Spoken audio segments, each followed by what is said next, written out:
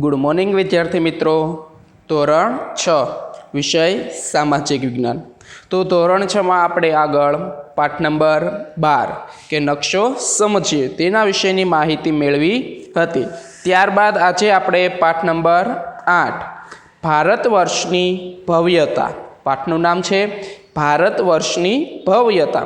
ભવ્યતા એટલે શું થાય? પ્રતિભા, સુંદરતા। તો કે ભારત વર્ષની સુંદરતા વિશેની, ભારતની પ્રતિભા વિશેની આપણે માહિતી મેળવવાની છે।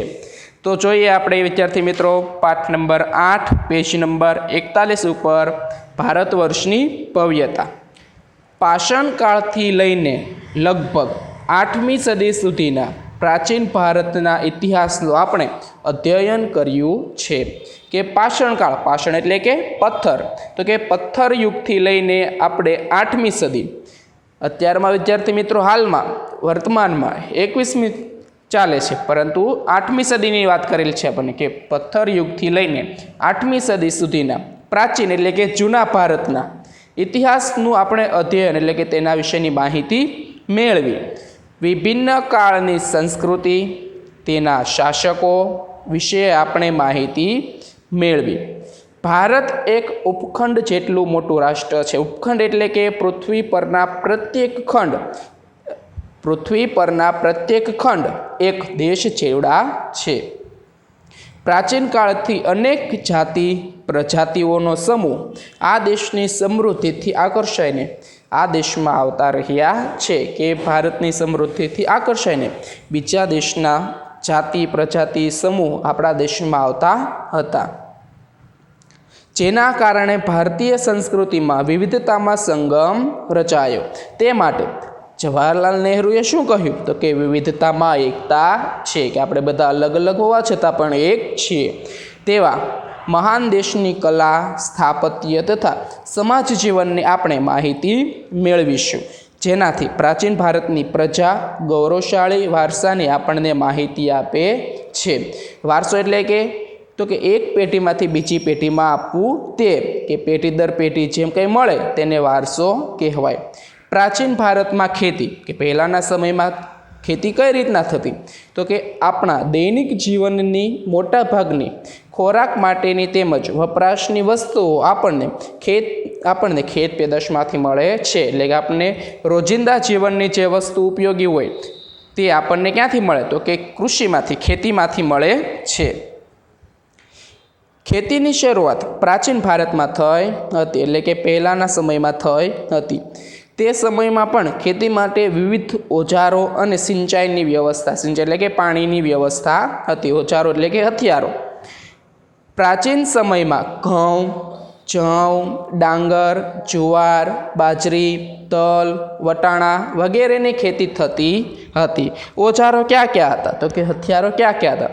તો કે હડપ્પા સંસ્કૃતિમાં ખેત ઓજારોમાં હળના અવશેષો મળ્યા નથી, કે હળનું કોઈ પ્રૂફ મળ્યું નથી, કે હળ હશે એવું આપણને કંઈ પણ માહિતી મળી નથી, પરંતુ હળ આકારનું રમકડું મળી આવ્યું છે, કે તેના આકારનું રમકડું મળ્યું છે। તે પરથી કહી શકાય કે પ્રાચીન ભારતમાં લોકો ખેતી માટે હળનો પણ ઉપયોગ કરતા હશે।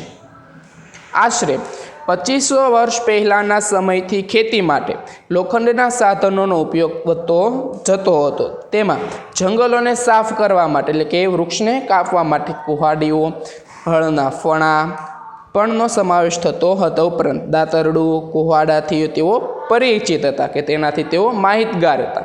સિંચાઈ, સમૃદ્ધ ગામડાઓ વગર રાજાઓ અને તેમના રાજ્યનું ટકી રહેવું મુશ્કેલ હતું, કે ભાઈ ગામડાઓમાં રાજાઓ હોવા જોઈએ અને રાજા વગર તેમનું રાજ્ય ટકી શકે નહીં। જે રીતે ખેતીના વિકાસ માટે નવા સાધનો અને ધરુરોપાણ મહત્ત્વપૂર્ણ પગલાં હતા, તેવી જ રીતે સિંચાઈ વ્યવસ્થા પણ ઘણી ઉપયોગી હતી।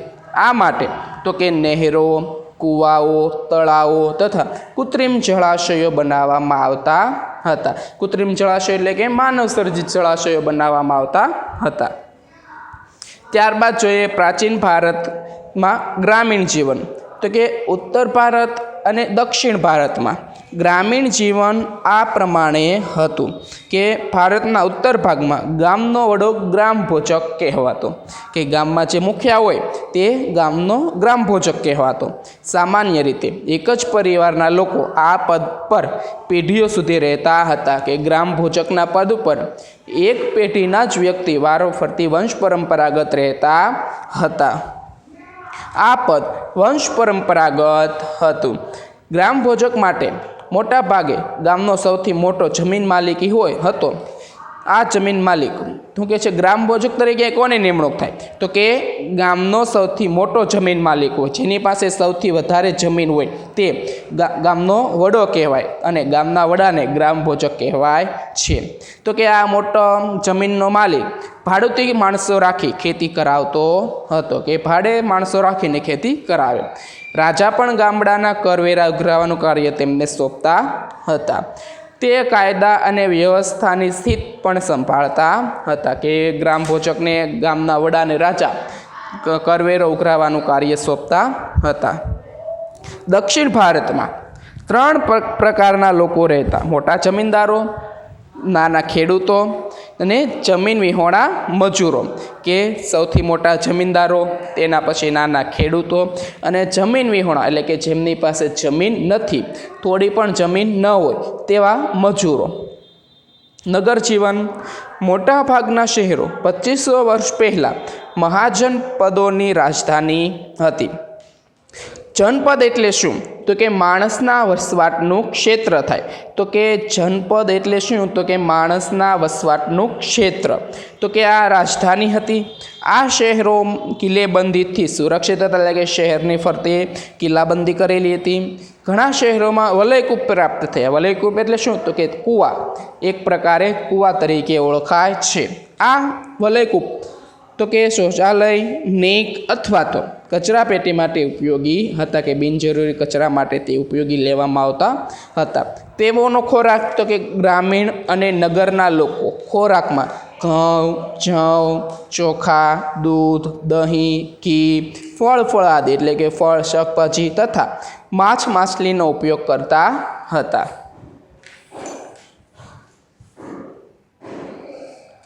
ત્યારબાદ પોશાક એટલે કે કપડાં, વસ્ત્રો. પુરુષો અને સ્ત્રીઓ સામાન્ય રીતે 2 વસ્ત્રો પહેરતા હતા.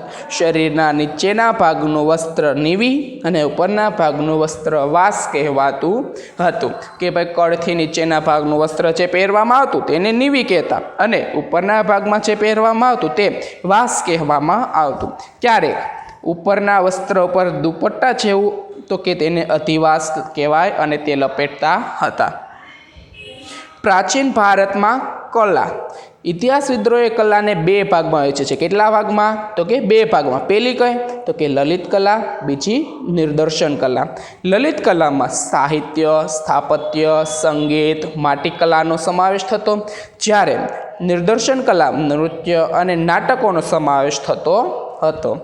આ બાબત આપણે વિગતે જોઈશું. ભારતમાં સાહિત્યનો વારસો, કે ભારતનો સાહિત્ય વારસો 3 હતો: ધાર્મિક સાહિત્ય, ધર્માંતર સાહિત્ય અને વિદેશી મુસાફરોનું વર્ણન. તો કે 3 ભાગમાં વહેંચાયેલું: ધાર્મિક સાહિત્ય, ધર્માંતર સાહિત્ય અને વિદેશી મુસાફરોનું વર્ણન. ધાર્મિક સાહિત્યમાં જોઈએ તો કે ભારતના સૌથી પ્રાચીન ધાર્મિક સાહિત્યમાં વેદોનો સમાવેશ થાય છે, કે સૌથી જૂનું શું છે, તો કે વેદો. વેદો ક્યાં? ઋગ્વેદ, યજુર્વેદ, સામવેદ, અથર્વવેદ.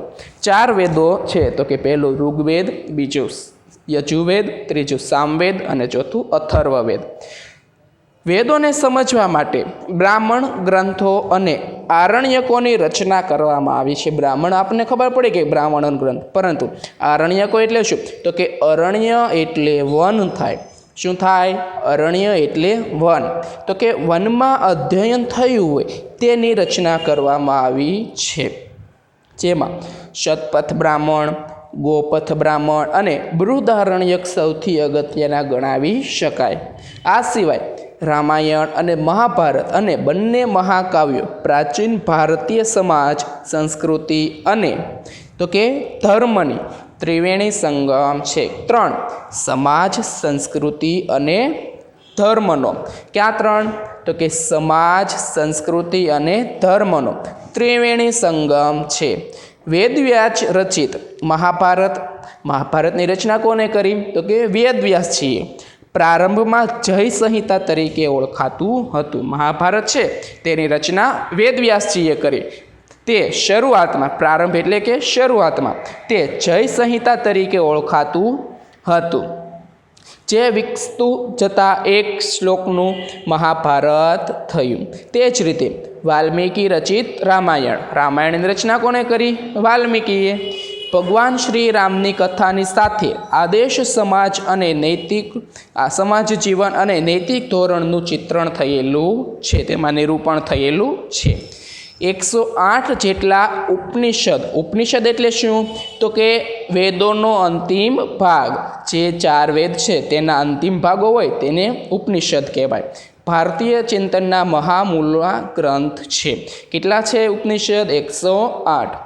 કઠ, કેન, પ્રશ્ન, મુંડક, માંડુક્ય, ઈશાવાસ્મય અને છાંદોગ્ય ઉપનિષદો ભારતના તત્વજ્ઞાનના મહાન ગ્રંથો છે. પુરાણોની સંખ્યા 18 જેટલી છે. કેટલી છે પુરાણોની સંખ્યા? 18 જેટલી.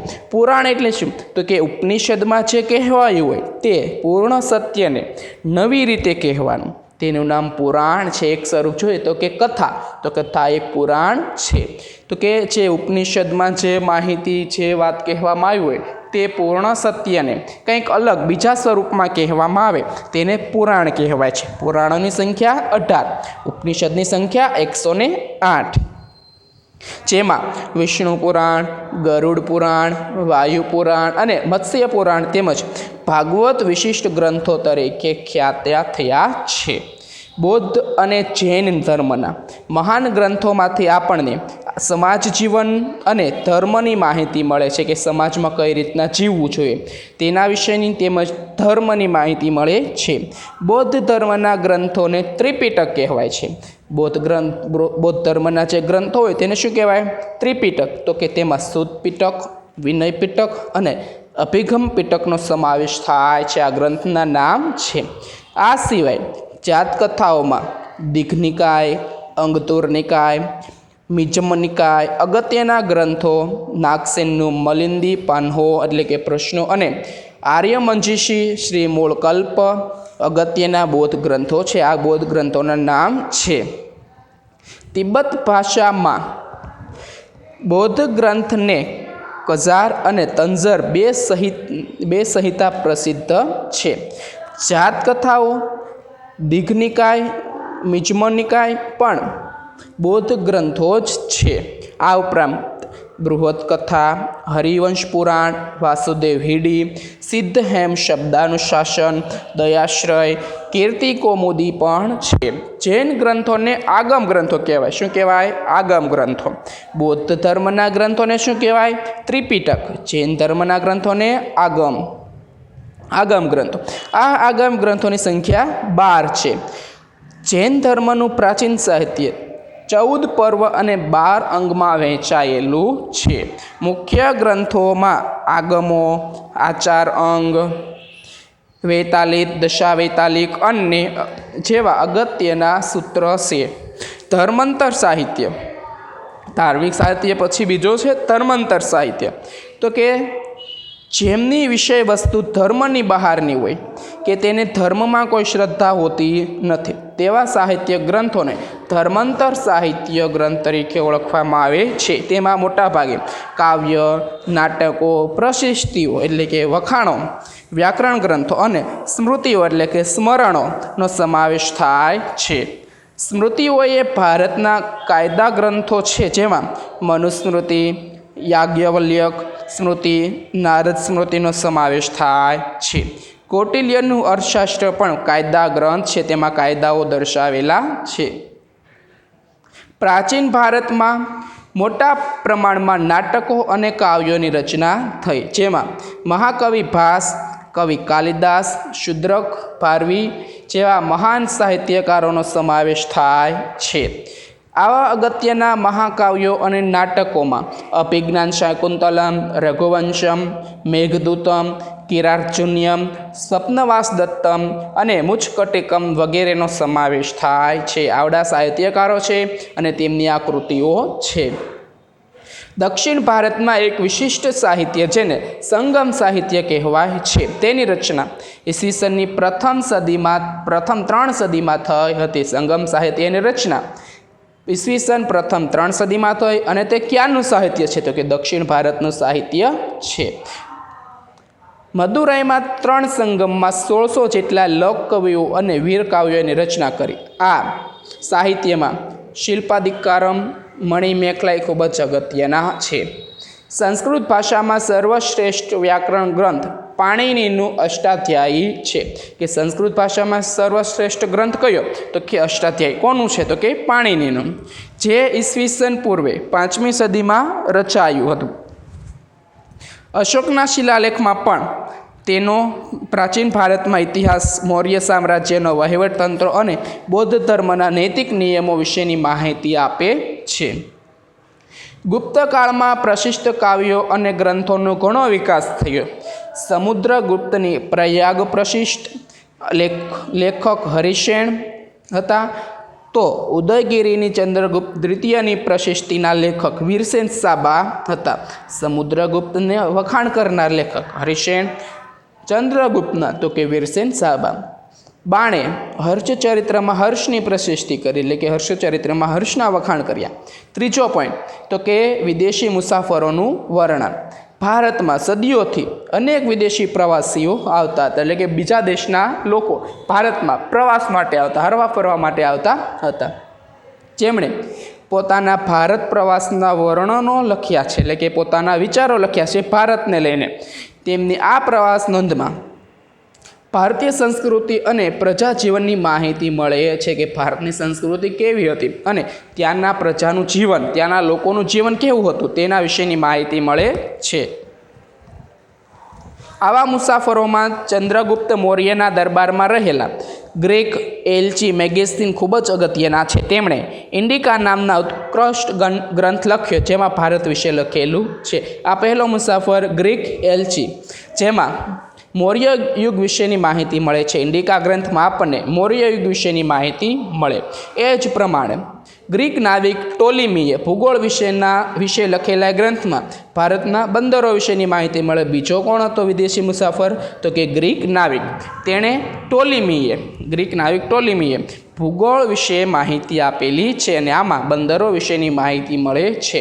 ચંદ્રગુપ્ત દ્વિતીયના સમયમાં આવેલ ચીની મુસાફર ફાહિયાને અને સમ્રાટ હર્ષવર્ધનના સમય આવેલ ચીની મુસાફર યુએન શ્વાંગે તત્કાલીન ભારતીય સમાજ જીવન, શાસકો અને સંસ્કૃતિનું અદ્ભુત ચિત્રણ કરેલું છે. એટલે કે સમાજનું જીવન અને શાસકો એટલે કે રાજાઓ વિશેની માહિતી, શાસન કરનારાઓ વિશેની માહિતી અને ભારતની સંસ્કૃતિ વિશેની માહિતીનું અદ્ભુત ચિત્રણ એટલે કે વર્ણન કરેલું છે. સૌપ્રથમ ગ્રીક એલ્ચી, ત્યારબાદ ગ્રીક નાવિક ટોલીમી, ત્યારબાદ તો કે ચંદ્રગુપ્ત દ્વિતીયના સમયમાં ફાહિયાન અને હર્ષવર્ધનના સમયમાં ચીની મુસાફર યુએન શ્વાંગે ભારતમાં પ્રવાસ અર્થે આવ્યા હતા અને પોતાના પ્રવાસના વર્ણનો કરેલા છે અને તેનું વર્ણન અદ્ભુત રીતે આ લખેલું છે. તો વિદ્યાર્થી મિત્રો, આજે આપણે પાઠ નંબર 8માં ભારત વર્ષની ભવ્યતામાં તો કે પ્રાચીન ભારતની ખેતી, પ્રાચીન ભારતનું ગ્રામીણ જીવન, પ્રાચીન ભારતમાં કલા, ભારતનો સાહિત્ય વારસો વિશેની માહિતી મેળવી. તો વ્યવસ્થિત રીતના સમજો અને સ્વાધ્યાય પોથીમાં પણ લખજો. અસ્તુ. Thank you.